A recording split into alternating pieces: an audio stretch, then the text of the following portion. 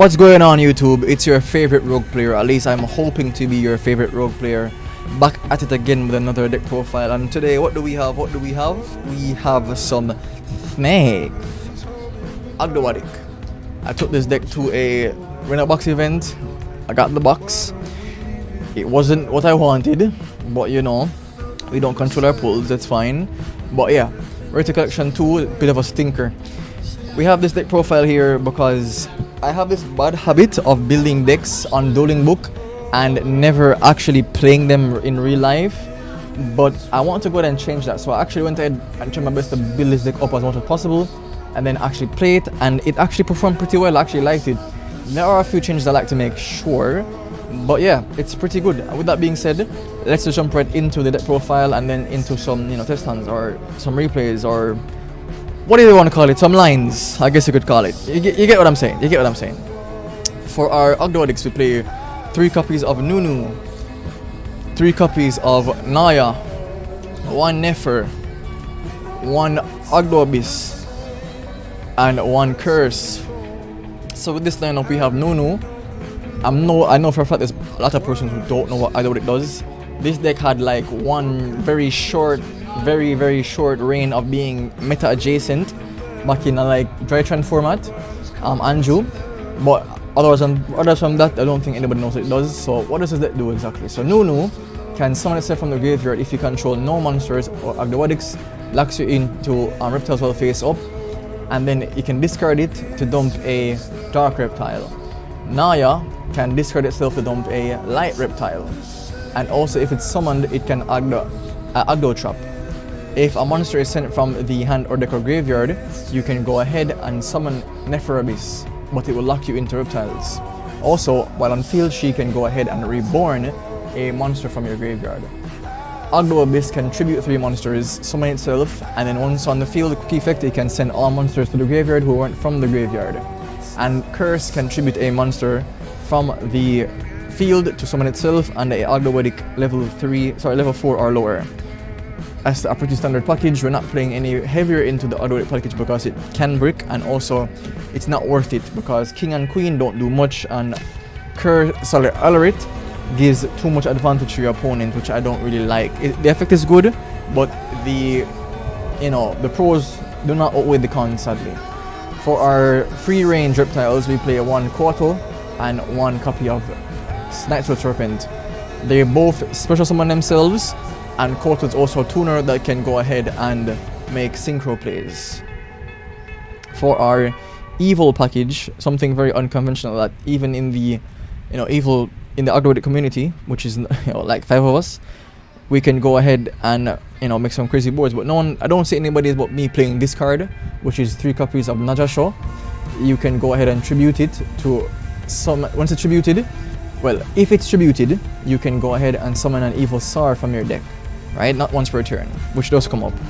2 copies of Laios, 1 copy of Volcano, 1 copy of Mega.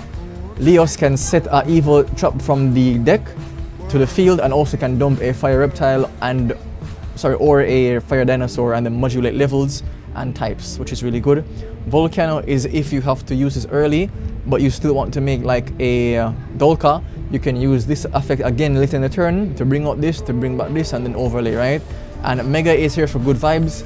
It can go ahead and attach 2 materials to a Dragon XYZ, and also can start plays. For example, let's say if you were to draw one of your bricks, one of your Ogdo bricks, you can tribute him and 1 from your hand to get the brick out of your hand, and also start your plays using this, because we're also playing a small supplementary engine with the dinosaurs, right?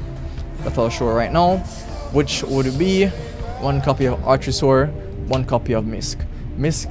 This guy can dump Misk, summon this, pop this, and add 1 of our level 4s, right? Most likely you're going to be adding Naya, which it does come up a lot. But yeah, that's it for our engine, our monsters for the engine. For our going second stuff, we play a pretty standard package of hand traps. A pretty standard bevy. 3 Ogre for 10 pi, of course, and other things.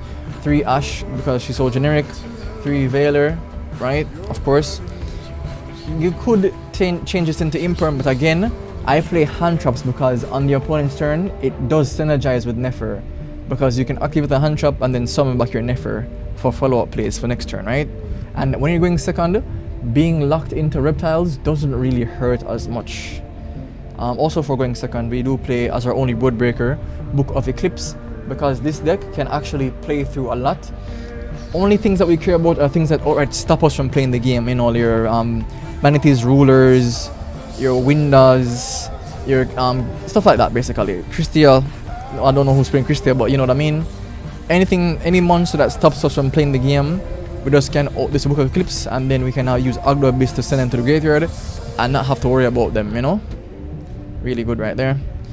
And then for our spell cards in general, our general spell cards, we play 3 copies of the best reptile support card ever printed.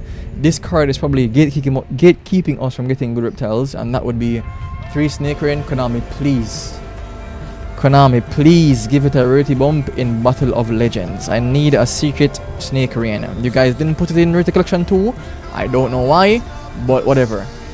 3 copies of Water Lily. It can go ahead and dump a reptile, and then at point of resolution, if you had 3 or 5 or more reptiles in the graveyard, you can summon one. Really solid card. Do wish it had another effect, you know, maybe some protection. That would be nice, but it is what it is. 3 copies of Daybreak. Very good card. This is basically multiplication of ants, but for reptiles. You can tribute a reptile on your field and then gain tokens for the level in multiples of 2. So if you tribute a 4 for the effect of Daybreak, you can get 2 tokens, right? And in which I do actually play the tokens, you know, they're really nice. But yeah, tribute level 4, get 2 tokens, right? And then for our other spells, we play 2 copies of EVOL Diversity. This card is basically for, you know, consistency reasons. I do sometimes think about making it into a talents, but again, I do like the consistency because, you know, activating this, searching Mega, tributing Mega to get a brick out of your hand to play the game, summon Laios, begin your plays. It's really good, and consistency is really key. And for our one shop, we play 1 EVOL Singularity, which just represents another negate, right? Really good. It's a 44 card main deck overall. For persons who watching this video who might, you know, have an idea of Ogdoadic wondering where is Zoha, I accidentally crushed my Zoha and I have to get back one. So I'll be getting back one and put it back into the deck. Did I need it? Not really, but it's very, very good to have. I would say it's very good to have. For our extra deck, starting with our links, we play 1 copy of Skull Dread, 1 of M-Frame, very underrated card, 1 Lizard Dose, 1 Echidna, 1 Dolkis, and 1 Link Spider, right? We all know what this guy does. This guy can send a monster from our hand, quick effect, target monsters on the field, on your opponent's field, and give them the same amount of A counters equivalent to the level. So we have this in hand, send it to the graveyard, put 4 counters on, you know, 4 monsters or whatever, and if it's destroyed, you can reborn monsters with the same amount of reptile monsters with the same amount of monsters on your opponent's field with A counters. So oftentimes what I do in like a grind game scenario, I activate the effect, give them 2 tokens, run up, and then summon back our 2 big boys, right? And we're back into the game from there. Haggard Lizard Dose is a card I stepped on, but I really do enjoy playing it now. It can go ahead, banish a monster from your field or graveyard, change the attack, and then if the monster you banish was a reptile, you can draw 1 card. Reptile Echidna can go ahead and target 1 card on the field, make it 0, and then you can add monsters from your deck to your hand, reptile monsters with the same amount of monsters your opponent control with 0 attack, and then you're locked into reptiles from the extra deck. But that effect does come up again if you're going second. You don't care about being locked into reptiles because you're trying to go for game, and your reptile engine can indeed go for game, right? So 1 copy of Volperdolkis. You're probably wondering what this is for, but it does come up. It does come up. 1 copy of Link Spider for, you know, Sayuja players. And then we have our Synchros. Our Synchros starting with 1 copy of Reptilian Hydra, 1 Cypher Omega, 1 Reptilian Mussolini, and 1 copy of Dragite. You guys know what Dragite does, you guys know what Omega does, but its applications in this deck does actually come up. A lot of times I will summon this wait until the opponent's turn, and then I will go ahead and put back, for example, let's say we spent a daybreak, right? We spent a daybreak, we can put the daybreak for future use, or if we have one of our banished reptiles, we can just put back one of our banished reptiles for follow-up turns, right? And then we activate its effect to take a card of the opponent's hand. It's really good in that regard, and I like using it for that application. Melusine, the card is mediocre. It's really awkward. It's just a reptile card through and through. It's just blatantly mediocre. It can, once per chain, target one monster your opponent controls. When they activate a monster effect, make it 0. And if you use nothing but reptile monsters to make it, it's indestructible. And then for some reason, contrary to its own effect, if it's sent to the graveyard, you can add one reptile monster from your deck to your hand, right? Yes, from your deck to your hand. Which, I don't really like this card. I probably will take it out for like a Duck for more Saryuja, for help me to make Saryuja in certain cases.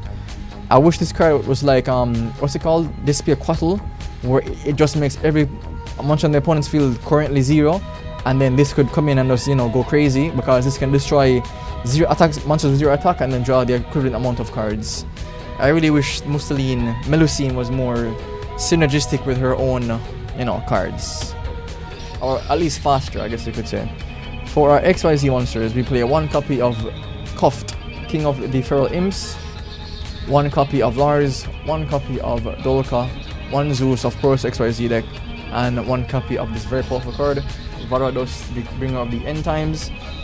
Search a reptile once per turn, 2 negates, Zeus, and the man himself, negate and destroy something. If it's destroyed, destroy something. If it hits, destroy something. Basically A-bomb on steroids.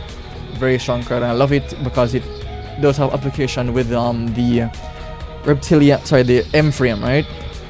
So that's it for our main deck. Side deck is always tailored more to your area, because I just ran 3 of this, 3 barrier for Tempai and stuff like that, 3 Phantasmate to help fix our hand, and also it can be a tribute fodder for our Ogdoadics, 3 Bell for runic stuff, and what's it called, Fire King, and some back row hate, some more back row hate, right? Pretty standard side deck, nothing too crazy to run home about. I do think about playing Cowboy for time reasons.